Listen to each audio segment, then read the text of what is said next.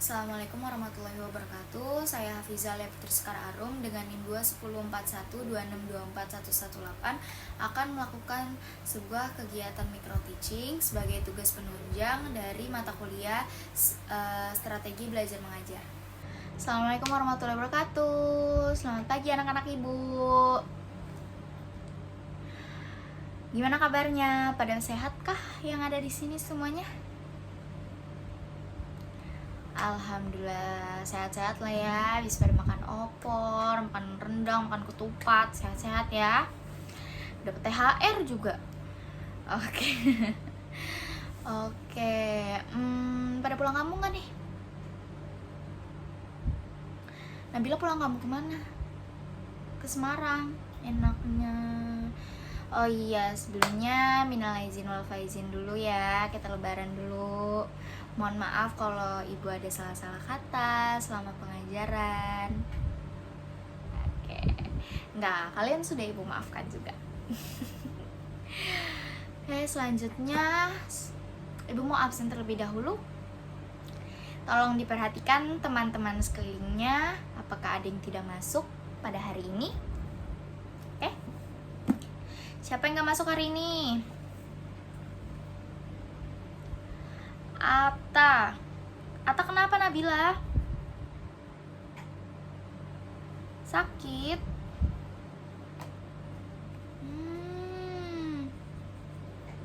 Kecapean apa? Habis pulang kampung ya? Ibu lihat itu di status WA-nya. Siapa lagi? Elga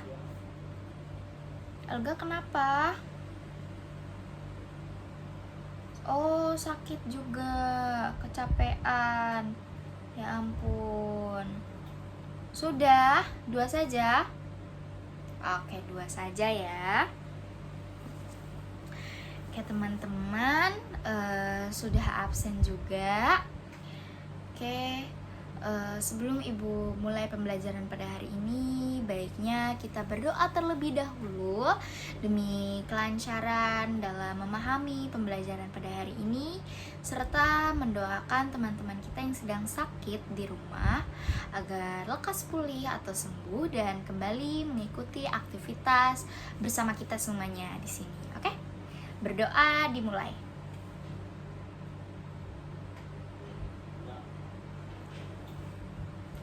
Oke, berdoa selesai. Oke, sebelum ibu lanjut ke materi berikutnya, ibu mau mereview terlebih dahulu materi sebelumnya. Ada yang masih ingat di pertemuan sebelum lebaran kita bahas apa? Betul. Sarana prasarana yang harus diperhatikan dalam penyimpanan dokumen atau arsip perkantoran. Menurut pasal 5 ayat 2, Perka nomor 11 tahun 2018, ada yang ingat? Apa yang harus diperhatikan? Silakan yang bisa menjawab angkat tangan. Betul, Zaki. Jadi yang harus diperhatikan adalah salah satunya kita harus punya ruang arsip khusus. Fungsinya apa?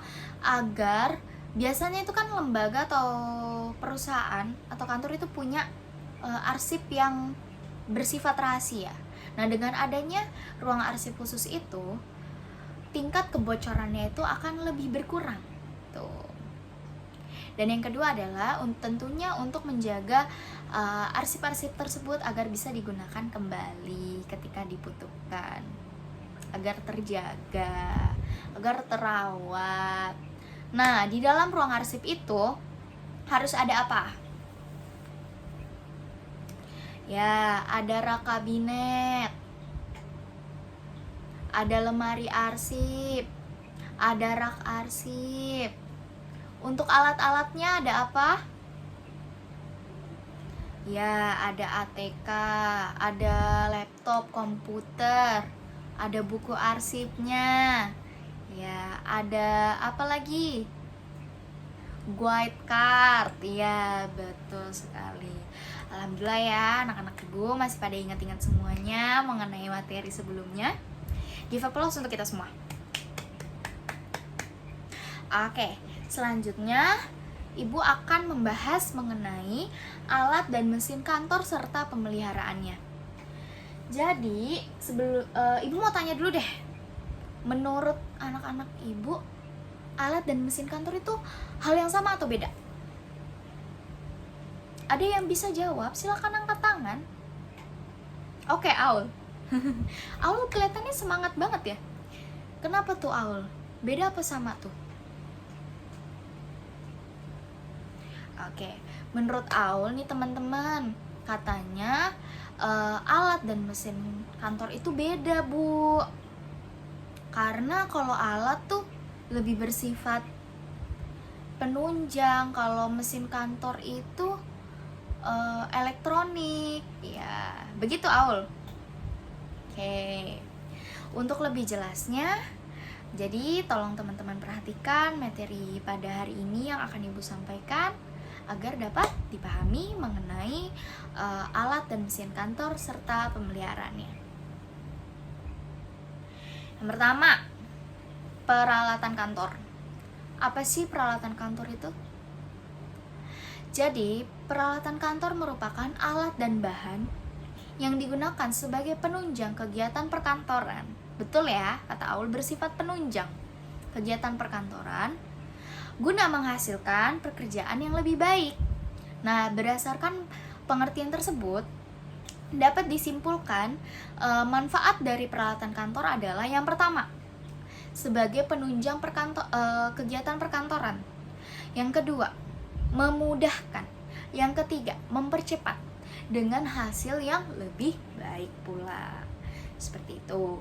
Nah, alat kantor ini dibagi menjadi dua jenis. Nah, yang pertama, itu ada berdasarkan penggunaannya. Yang kedua, berdasarkan bentuknya. Berdasarkan penggunaannya juga dibagi menjadi dua lagi. Ada barang habis pakai, ada barang tidak habis pakai. Kalau barang habis pakai, contohnya kertas. Ya kan? Kertas itu bisa habis, ya kan? Kemudian tinta pulpen. Tinta pulpen ya, bukan pulpennya. Kalau pulpennya bisa kita pakai berulang, tapi kalau tintanya bisa habis, makanya disebut barang habis pakai. Kita harus beli dulu isinya, baru kita bisa pakai lagi. Seperti itu. Kemudian barang tidak habis pakai, contohnya apa? Gunting, pulpen, ya. Tapi pulpen diingat ya, pulpennya aja. Kalau tintanya itu termasuk ke habis pakai. Oke. Kemudian berdasarkan bentuknya. Berdasarkan bentuknya itu ada apa aja sih, Bu? Dibagi menjadi dua lagi nih, Nak. Yang pertama ada lembar, yang kedua ada non lembar. Kalau lembar itu contohnya yang pasti adalah kertas ya. Kertas, amplop itu termasuk lembar. Kalau non lembar contohnya gunting, pulpen, banyak ya. Dapat kalian lihat di kelas ini juga ya kan? Tuh, buku masuknya apa? Betul, lembar. Oke, sampai sini paham ya mengenai alat kantor apa aja? Oke. Selanjutnya adalah mesin kantor. Apa sih mesin kantor itu? Alat atau bahan yang digunakan untuk mengolah, untuk mencatat, untuk menghimpun bahan-bahan yang ada di kantor, bersifat elektronik, dibantu dengan tenaga manusia atau kimiawi. Sampai sini paham ya mengenai arti dari mesin kantor? Oke. Nah, mesin kantor berarti contohnya apa aja? Ada printer yang bisa kita lihat nih di kelas, ada printer, ada proyektor, ada laptop. Ya. Oke, sampai sini anak-anak Ibu sudah paham kan ya mengenai perbedaan dari alat dan mesin kantor. Oke? Oke, alhamdulillah. Selanjutnya, Ibu akan bahas mengenai pemeliharaan mesin atau alat kantor. Nah, pemeliharaan tersendiri memiliki arti yaitu kegiatan yang merawat atau menjaga secara terus-menerus atau konsisten. Nah, karena kita di sini membahas mengenai mesin dan alat kantor, jadi pemeliharaan mesin atau alat kantor adalah kegiatan pemeliharaan yang dilakukan secara terus-menerus atau konsisten agar setiap mesin atau alat kantor dapat selalu dalam kondisi siap pakai. Seperti itu. Nah, macam-macam pemeliharaan kantor dibagi menjadi 2 juga. Yang pertama, berdasarkan waktu. Berdasarkan waktu itu dibagi menjadi 2 lagi. Ada sehari-hari dan secara berkala. Kalau sehari-hari, pemeliharaan yang dilakukan bisa setiap hari oleh pegawai kantor. Ya, kalau secara berkala, itu pemeliharaan dilakukan dalam kurun waktu tertentu. Misalnya, seminggu sekali, 2 minggu sekali, 2 bulan sekali. Seperti itu. Kemudian berdasarkan jenis barang. Nah, berdasarkan jenis barang itu ada 2 juga. Ada barang bergerak, ada barang tidak bergerak. Barang bergerak ada yang tahu contohnya apa? Ya, betul. Aul, ada motor atau kendaraan operasional kantor. Kemudian barang tidak bergerak. Contohnya apa? Oke, jadi barang tidak bergerak itu pemeliharaan yang dilakukan terhadap barang-barang yang hanya stay di satu tempat, nggak bisa bergerak, ya kan, makanya disebut tidak bergerak. Misalnya pemeliharaan instalasi listrik kantor, pemeliharaan pengecekan saluran air, seperti itu, membersihkan debu-debu di ruangan, seperti itu termasuk ke dalam jenis pemeliharaan barang tidak bergerak. Sampai sini paham ya mengenai macam-macam alat dan mesin kantor, lalu pemeliharaan dari alat dan mesin kantor itu macamnya ada apa saja, ya kan? Oke, kita masuk ke selanjutnya, cara pemeliharaan mesin kantor. Yang pertama, bisa kalian lihat ada kontrak pemeliharaan. Apa sih kontrak pemeliharaan itu, Bu? Yaitu servis yang diberikan oleh perusahaan atau produsen barang kepada perusahaan pembeli atau konsumen dalam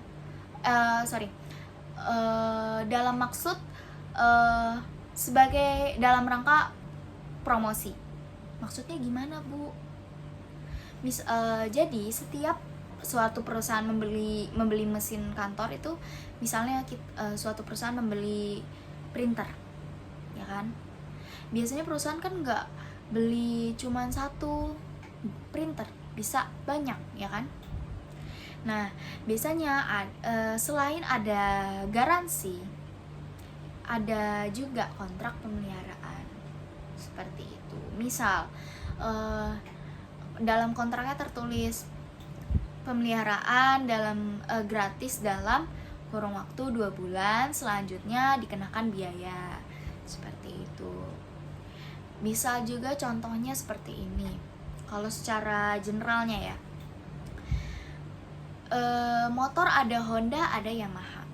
Masing-masing perusahaan itu punya bengkelnya sendiri, ya kan? Kalau yang motornya Yamaha, maka perusahaan Yamaha menyediakan bengkel untuk motor Yamaha. Kalau motornya Honda, menyediakan bengkel untuk motor Honda, ya kan? Kalian sering lihat kan di luar ada bengkel Yamaha, ada bengkel Honda. Sampai sini paham ya mengenai kontrak pemeliharaan? Oke, selanjutnya adalah ada servis perorangan. Servis yaitu servis yang dipanggil oleh kantor dari pihak luar. Jadi pihak eksternal nih, kantor manggil pihak eksternal untuk menservis mesin kantornya, seperti itu. Kemudian ada servis kantor. Servis kantor itu apa? Jadi servis yang dilakukan oleh kantor dengan mengangkat pegawai atau teknisi menjadi pegawai dari kantor tersebut untuk melakukan servis, untuk mengurus mesin tersebut. Jadi masuknya ke dalam pihak internal gitu. Kalau servis perorangan dari luar atau pihak eksternal, kalau servis kantor itu dari pihak internal. Jadi perusahaan merekrut pegawai sendiri untuk menservis atau mengurus mesin kantor, seperti itu. Nah, kemudian merawat peralatan kantor. Yang pertama, kita harus perhatikan dulu nih material atau karakteristik dari barang tersebut seperti apa. Tuh. Kemudian menyimpan kembali setelah digunakan. Sama halnya seperti di kelas, kita punya papan tulis, punya spidol, punya penghapus. Nah, sebaiknya setelah kegiatan pembelajaran itu diletakkan kembali di tempatnya, ya. Agar apa? Agar tidak hilang, agar mudah digunakan. Tuh. Kemudian membersihkan barang secara teratur. Abis pakai papan tulis, dibersihin papan tulisnya. Biar apa? Balik lagi, biar bisa digunakan kembali.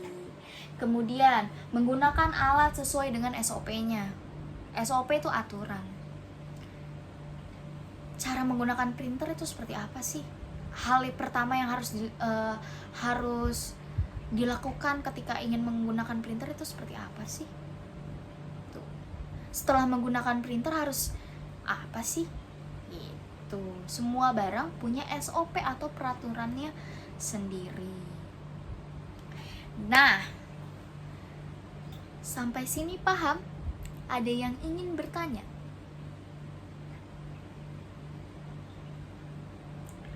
Oke, alhamdulillah ya, paham ya. Oke, jadi alat dan mesin kantor itu berbeda. Alat itu ada jenisnya juga. Mesin kantor itu bersifat elektronik. Pemeliharaan kantor juga ada jenisnya tadi. Ada berdasarkan jenis barangnya, ada berdasarkan waktunya. Kemudian merawat itu menggunakan peralatan atau mesin kantor itu harus sesuai SOP-nya, harus dibersihkan, harus diletakkan kembali ke posisinya, ya. Oke. Nah, setelah ini Ibu akan mengadakan sebuah kuis. Kuisnya akan Ibu kirim ke Zaki selaku ketua kelas. Jadi Zaki sudah Ibu kirim kan ya? Oke. Karena Ibu sudah kirim, jadi silahkan Zaki untuk disebarkan ke yang lain. Dan yang lain silahkan dikerjakan secara saksama. Tidak boleh curang, tidak boleh mencontek, karena Ibu akan pantau dari layar. Oke? Jadi selamat mengerjakan, jangan lupa membaca bismillah. Semangat! Oke, sudah selesai kuisnya. Alhamdulillah hasilnya langsung keluar. Seperti kesepakatan di awal ya. Ibu ketika melakukan kuis akan mengambil 3 juara. Juara 1, juara 2, juara 3. Yang bisa dilihat di sini juga. Juara pertamanya adalah Nabila. Give applause untuk Nabila dengan skor 26. Kemudian ada Aul. Give applause untuk Aul dengan skor 24. Tapi di sini Zaki juga sama skornya kayak Aul, 24 ya. Jadi Ibu mengambil juara 2 itu ada 2 orang, yaitu ada Aul dan Zaki. Dan yang terakhir ada Kaila. Give applause untuk Kaila dengan skor 23. Aduh, mirip-mirip nih. Ini anak-anak Ibu pinter-pinter sih. overall semuanya mengerjakan dengan baik, dengan hasil yang cukup maksimal. Jadi yang belum juara jangan berkecil hati, tetap semangat, tetap mau belajar. Oke. Nah, dari materi yang kita pelajari pada hari ini dapat disimpulkan bahwa yang pertama, alat dan mesin kantor itu hal yang berbeda. Ya, jadi mesin sama alat itu beda ya. Cara pemeliharaannya pun berbeda. Setiap barang, setiap alat, setiap mesin punya karakteristik sendiri. Seperti itu. Kemudian cara-cara pemeliharaan juga sudah dibahas ya tadi, ada berdasarkan waktu, ada berdasarkan jenis barangnya. Ya, harus menggunakan barang juga sesuai dengan SOP-nya. Ini juga harus diterapkan ya, jangan hanya sekedar dipelajari, tapi harus diterapkan. Nah, karena ini sudah semua juga ya, untuk informasi selanjutnya, Ibu akan memberikan tugas. Tugas dikumpulkan minggu depan. Kalian ditugaskan, tugasnya dalam bentuk kelompok, membuat mind mapping. Jadi silahkan kelompoknya kalian yang atur sendiri, dikumpulkan minggu depan. Mind mappingnya mengenai apa, Bu? Mengenai materi, alat dan mesin kantor, serta pemeliharaannya. Oke? Oke, Ibu harap dikerjakan dengan baik ya. Ada yang ingin bertanya? Silahkan. Ya, Rizal mau tanya apa? Bikinnya pakai apa, Bu? Ibu mau kalian bikin pakai styrofoam, karton atau asturo ya, silahkan dibikin menggunakan itu. Jadi boleh nih kalian ngeprint gambarnya, kemudian ditempel.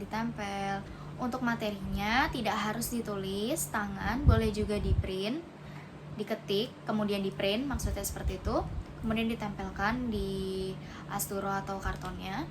Pokoknya kalian kreasi sebagus mungkin, sekreatif kalian. Jangan lupa dikumpulkan minggu depan. Ibu mau kalian mengerjakan secara bersama-sama. Jadi tolong teman kelompoknya untuk saling mengingatkan kalau ini dikerjakan secara bersama-sama. Oke. Abis ini ada jam pelajaran lagi. Karena abis ini ada jam pelajaran lagi, mungkin itu saja. Kurang lebihnya mohon maaf. Wabillahi taufiq wal hidayah. Wassalamualaikum warahmatullahi wabarakatuh.